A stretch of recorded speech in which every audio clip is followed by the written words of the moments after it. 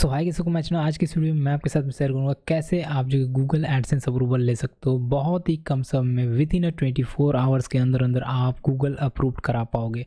तो यहाँ पे मैं आपको बता दूँ, आप सभी ने देखा होगा काफ़ी सारी वेबसाइटें जो है कि अप्रूवल के लिए डाली जा रही है और उसमें मैक्सिमम वेबसाइटें जो है कि रिजेक्ट होकर आती है। गूगल एडसेंस उन्हें रिजेक्ट कर देता है। सवाल यहाँ पे ये आता है कि वो रिजेक्ट क्यों करता है और क्यों आप जो है कि आप वो गलतियाँ जो करते हैं लोग, वो गलती आपको नहीं करनी चाहिए। तो यहाँ पे मैं आपको बता दूँ कि ज़्यादातर लोगों की वेबसाइट रिजेक्ट होती है और Google AdSense approval one attempt में अगर आप लेना चाहते हो 24 आवर्स के अंदर अंदर आप लेना चाहते हो तो वीडियो को कम्प्लीटली वॉच करो। सिंपली अगर हम बात करें तो पहला स्टेप यहाँ पे ये होता है कि ज़्यादातर लोग क्या करते हैं कि अपने सेम ईमेल से, जो कि बार बार जिन्होंने अप्लाई कर रखा है एडसेंस के लिए या फिर उसी ईमेल पे काफ़ी कुछ चीज़ें दे रखी है, उसी ईमेल को बार बार वो लोग अप्लाई करते हैं। या फिर एक बार आपने एडसेंस अकाउंट बनाया और उसी एडसेंस को आपने एक बार और अप्लाई किया, 2 बार अप्लाई किया, 3 बार, कई बार जो है कि 10-10 बार उसी वेबसाइट को अप्लाई कर रहे हैं। या फिर से वो वेबसाइट अप्रूव नहीं होती, दूसरी वेबसाइट दूसरा डोमेन लेते हैं और उससे फिर से रीअप्लाई करते हैं, बार बार करते रहते हैं। तो इससे क्या होता है, एक नेगेटिव रिस्पॉन्स जाता है गूगल के पास। और नेगेटिव रिस्पॉन्स जाने का मतलब ये है कि आपको इन फ्यूचर अगर आप बार बार अप्लाई ऐसे ही करते रहोगे तो इन फ्यूचर अगर आप लेटेस्ट डोमेन ले लो, नया डोमेन ले लो और उसे अप्रूवल के लिए डालो तो भी वो अप्रूव्ड नहीं होगा, उसमें भी 48 आवर्स में अप्रूव्ड नहीं होने वाले।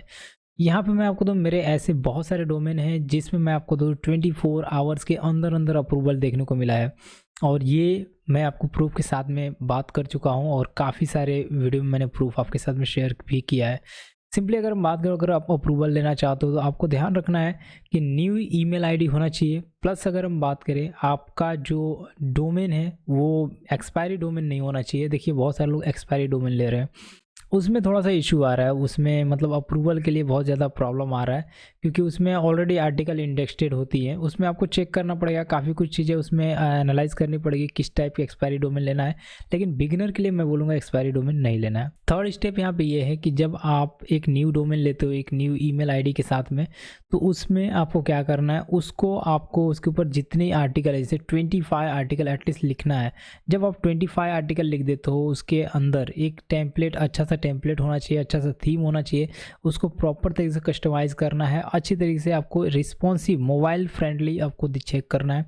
उसके बाद ही आपके उसको जो है कि अप्रूवल के लिए डालना है। लेकिन यहाँ पे भी कंडीशन है कि आपको अबाउट अस प्राइवेसी पॉलिसी के पेज को चेक करना है और उसे भी ऐड करना है।